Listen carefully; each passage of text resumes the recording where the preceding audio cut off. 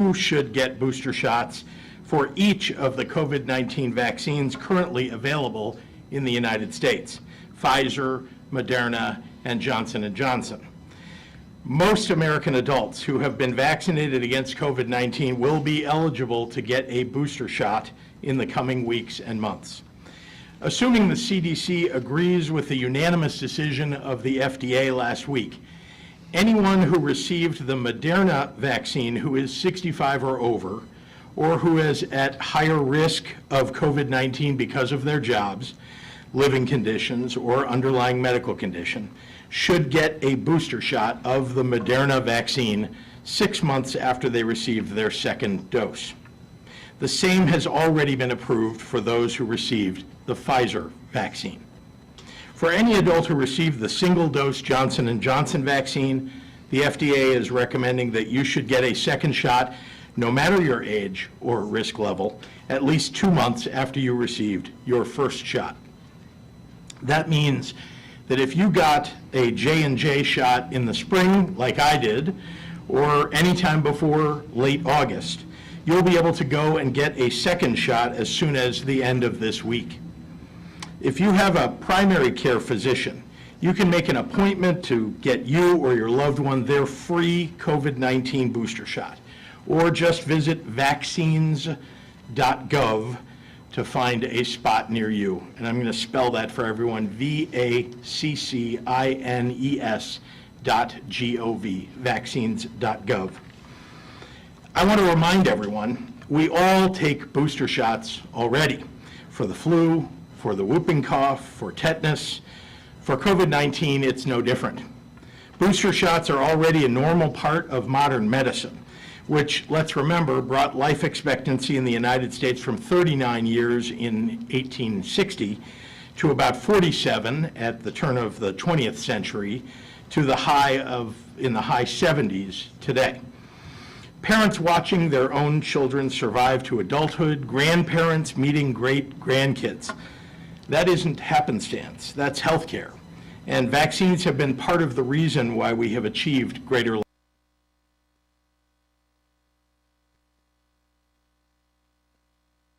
For our seniors, you're 29 times more likely to end up in the hospital if you're unvaccinated. 29 times. Boosters will extend that life-saving protection. My administration is working hand in hand with partners like the Illinois Department of Aging and the Illinois Emergency Management Agency to get the word out on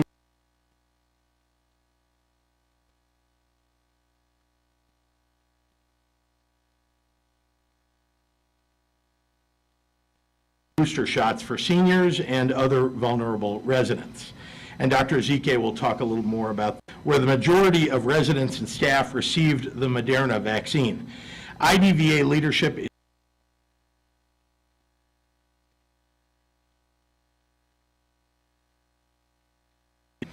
we've already held a Pfizer booster clinic where individuals primarily received the Pfizer vaccine and are making direct contact with a booster plan for everyone and anyone who received a different primary vaccine sequence than the majority in their facility.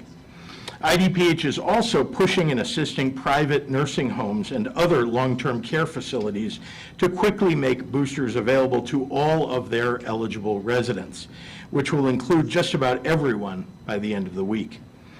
To the families of those in long-term care or nursing facilities, if you want to make sure that your loved ones are getting their boosters, please call their facilities and find out their plan for boosters. IDPH is making contact with long-term care facilities across the state to or if they need the state to send in a support team for a booster clinic. Our incredible IEMA IDPH mobile vaccination teams have done over 4,000 vaccination events to date and are ready to assist any facility that doesn't already have a booster plan in place. We are calling on skilled nursing facilities to make booster shots available to all of their residents and staff before Thanksgiving. In 2021, we've been lucky enough to live with vaccines so long that we often forget how much disease we've prevented. But millions of lives are saved across the world each year because of vaccines. That's more birthdays, more kindergarten.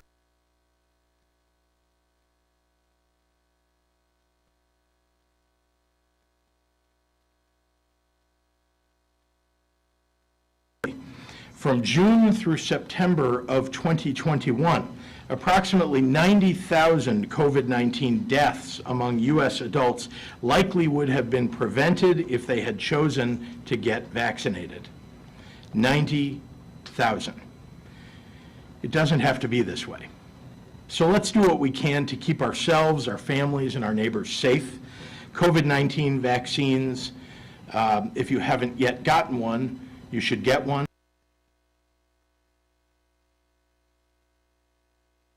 because it might just save a life. Get your booster shot so that you can get even more protected than you are today. Get your flu shot so you can make this flu season as non-existent as the last. And let's get out of this pandemic. We can do it by continuing to work together for the common good. Thank you, and with that, I'd like to turn it over to Dr. Ezike. Doctor?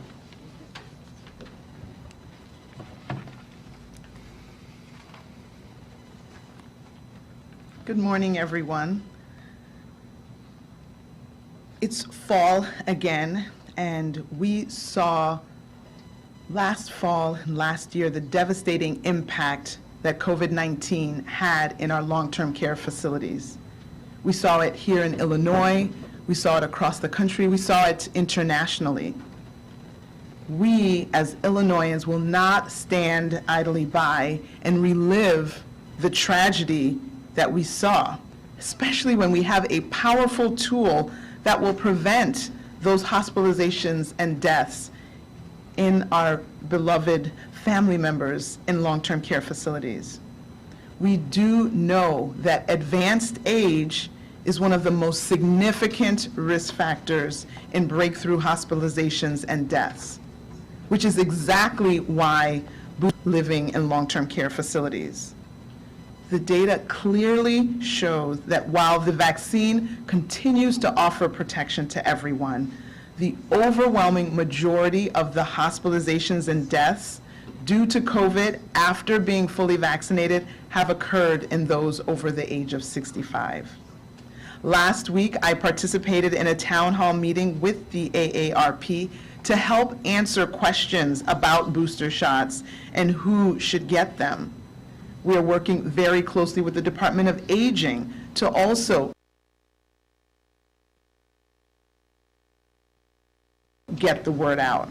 We are partnering with Oak Street Health, which provides medical care to patients and adults over 65, to provide information to Illinois physicians and other clinicians on the importance of these boosters. We've created flyers that will go out to all the Meals on Wheels recipients to ensure that they have information in hand about the importance of boosters. Our work to address and alleviate concerns in minority groups about vaccination continues, along with deployment of our equity-focused mobile teams. We have done a great job in this state in making sure that this life-saving measure is available and has been taken up by all, and we want to see those same numbers with the boosters. And as always, we are working with our local health departments. Those are my heroes. Those are the incredible boots on the ground in the trenches. They're just tremendous partners, and we would not be where we are in the state without our local health departments and their tremendous efforts. And they are working to vaccinate as many people as possible. Right now, only Pfizer has been authorized for booster doses, but we expect CDC will move forward with the FDA's recommendation about boosters for both Moderna and J&J in just the next few days. And while the Pfizer booster dose is the same as the first 2 doses, it is anticipated that the Moderna booster will be half the dose size. IDPH is currently working on additional training for COVID-19 vaccine providers that will cover booster doses by type, as well as planning for upcoming vaccination for the children under the age of 12. Currently, the FDA's advisory committee is slated to review the Pfizer vaccine for kids 5 to 12 next week on October 26th, with the advisory committee on immunization practices and the CDC review scheduled for November 2nd and 3rd. So look forward to more information on how to get your child vaccinated in Illinois in the coming weeks. We need all of your help. As the governor mentioned, you have to check and make sure that your treasured seniors and loved ones in the long-term care, in the nursing homes, have been, quote, boosted or received their booster. People who are eligible for their booster.gov for available locations. You should bring your vaccine card with you so that they can update the card with your third dose. If you're not sure where your card is, you can always register with Vax Verify or check with a healthcare provider. And while you are getting your booster, whether it's your first dose or your second dose also, don't forget to get your flu shot. Flu season is also upon us, and we want to make sure that you are doubly protected. And the great thing is that you do not need a special visit, a separate one. You can get the COVID vaccine and the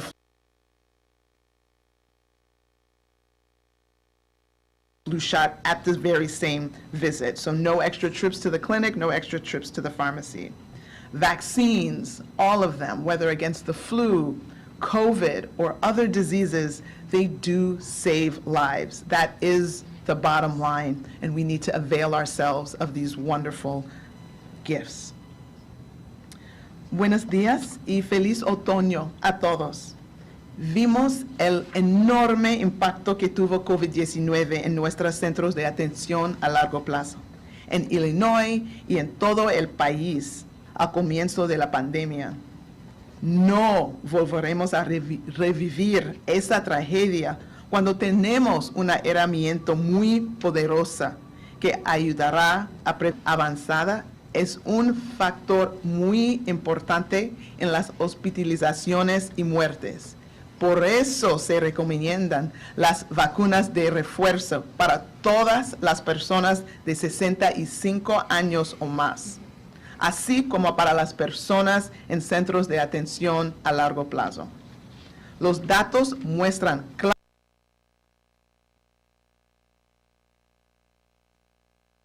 claramente que si bien la vacuna ofrece protección a todos, la inmensa mayoría de las hospitalizaciones y muertos debido a COVID-19 después de estar completamente vacunado se encuentran entre las personas de 65 años o más. La semana pasada participé en una reunión pública con la Asociación Estadounidense de Personas Jubiladas para ayudar a responder preguntas sobre las vacunas de refuerzo y quién debería recibirlas. Estamos trabajando muy de cerca con el Departamento de Envejecimiento para hacer correr la voz por todo el estado. Nos estamos asociando con Oak Street Health, que brinda atención médica a pacientes y adultos mayores de 65 años para brindar información a los médicos y otros clínicos de Illinois sobre la importancia de los refuerzos. Hemos creado folletos que se enviarán a los destinatarios de Meals on Wheels para garantizar que tengan información sobre la importancia de los refuerzos. Y, como siempre, estamos trabajando con nuestros departamentos de salud locales, que son socios tremendos en nuestro esfuerzo para vacunar a la mayor cantidad de personas posible. En este momento, solo Pfizer ha sido autorizada para dosis de refuerzo, pero esperamos que el CDC siga adelante con las recomendaciones de la FDA sobre los refuerzos para las vacunas Moderna y Johnson & Johnson en los próximos días. Y aunque la dosis de refuerzo de Pfizer es la misma que las dos primeras, Se prevé que la dosis de refuerzo moderna será aproximadamente una mitad del tamaño de la dosis. También estamos trabajando actualmente en capacitación adicional para los proveedores de la vacuna COVID-19, que cubrirá las dosis de refuerzo y las próximas vacunas para niños menores de 12 años. Actualmente el Comité Asesor de la FDA está programado a revisar la vacuna Pfizer para niños de 5 a 12 años el 26 de octubre, la semana que viene. Después, el asesor de inmunización y la revisión del CDC están programados para el 2 y 3 de noviembre. Así que espere más información sobre cómo vacunar a su hijo o hija en Illinois durante las próximas semanas. Las personas que son elegibles para recibir su dosis de refuerzo no tienen que ir al mismo lugar donde recibieron sus sitios disponibles. Debe traer su tarjeta de vacuna COVID-19 cuando reciba una dosis de refuerzo. Si no está segura de dónde está su tarjeta, puede registrarse con Vax Verify o consultar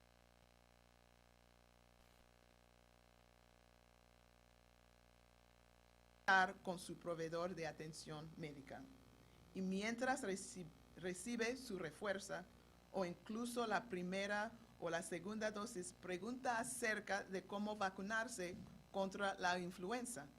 La vacuna COVID y la vacuna contra la influenza se pueden administrar al mismo tiempo. No necesito regresar para la otra vacuna. Las vacunas, ya sea contra la influenza, contra COVID-19 o otras enfermedades, salvan vidas. Esa es la realidad. Mucho gusto para su apoyo. And with that, I'd like to introduce my friend and my brother, Bob Gallo, the State Director of the AARP Illinois.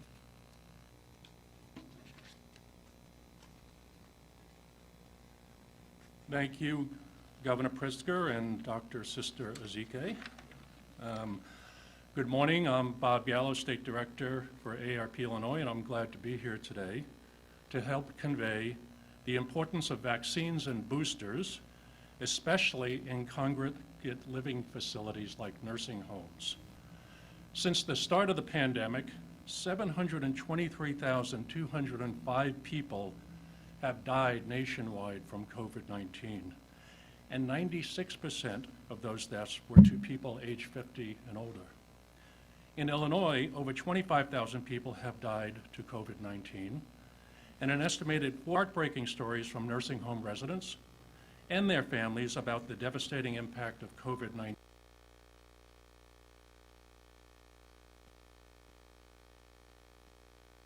We will do better so that they can feel solace in the fact that their struggles brought much needed change. COVID-19 vaccines and boosters offer hope for our most vulnerable population. We know that they can significantly improve the quality of life for residents faced with this harsh virus. Yet we know that only 37.9% of nursing homes have 3/4 of their staff fully vaccinated. We've got to do better and bring vaccines and boosters to these congregate settings. So let's work together to ensure that nursing home residents can hug their loved ones, kiss their grandchildren, and spend the holidays with the people they love. AARP Illinois urges all eligible residents to get vaccines and booster shots to ensure they stay protected from the deadly coronavirus and put an end to this pandemic once and for all. I'll welcome the governor back to the podium to answer your questions. Thank you. Happy to take any questions from members of the media. Let's start with questions on topic, please. Dr. Ezike, question. What's the latest science on using Pfizer in April? And are you quickly get an appointment for Moderna for the booster? Should I do that? You know, there is an NIH study which many people maybe have heard reference that says that there may be a benefit from, quote, mixing and matching. Again, we are just following official CDC recommendations at this time. I think the CDC and the FDA are likely to weigh in on that. We probably don't have that decision as of today. Right now, I think we know that we are heading to have full authorization for basically not mixing and matching, but getting boosted with the vaccine that we started with. But again, this is science is in process, and they're studying the possibility of the combinations, and so there will be more to come, but we. Governor, good morning. Good morning. So was Chicago expected to lose hundreds, possibly thousands of police officers because of non-compliance with vaccine mandates? Will the state provide additional law enforcement support? And is there a possibility to stop the vaccine mandates in order to keep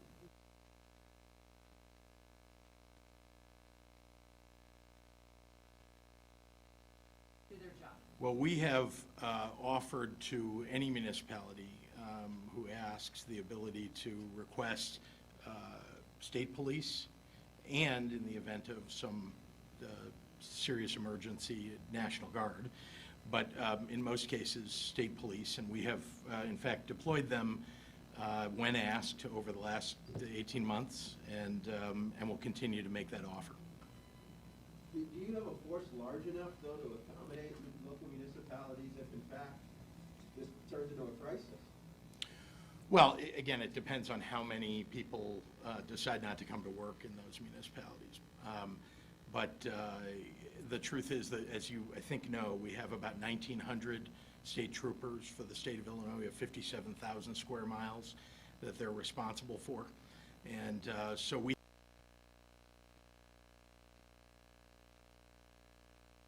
have deployed hundreds when asked, when needed. And we would continue to do so. But we also have responsibilities everywhere in the state, so we need to make sure that we're carrying out those responsibilities as well. We have time for one more question. No, no. Could I, two more? Just one. Okay, given your comments last week about the metrics, no, that's not. Illinois is just one of 6 states that has a mandatory indoor mask mandate. Even California and New York, if you're vaccinated, you're not mandated to wear masks indoors. Why is Illinois chosen to be an outlier when it comes to mask mandates, and what's the off-ramp for masks? Well, we're continuing again to watch the numbers. You know that we look at these every day, Dr. Ezike and the IDPH team, and we work with them to determine when the right time is. I think you've seen that although numbers have come down, and I know pretty much every moment of every day you've wanted us to remove every single mitigation. Every question that you give is a question about removing mitigations. I want them to go away too, but we want to make sure that we're keeping people healthy and safe, following the guidelines that doctors are offering for us. And so we'll continue to do that, and obviously we want to remove the mitigations as we approach the holidays. These are, that's an important marker for us. We want to make sure these numbers keep going down, because we'd like very much to head into, we have 3 holidays coming up, but especially Thanksgiving and Christmas, where people spend extended amounts of time together. So we'd like very much to get to a place where we can remove certain mask mandates. Thank you. That's it. Thank you, everyone. That's all we have time for. Thank you.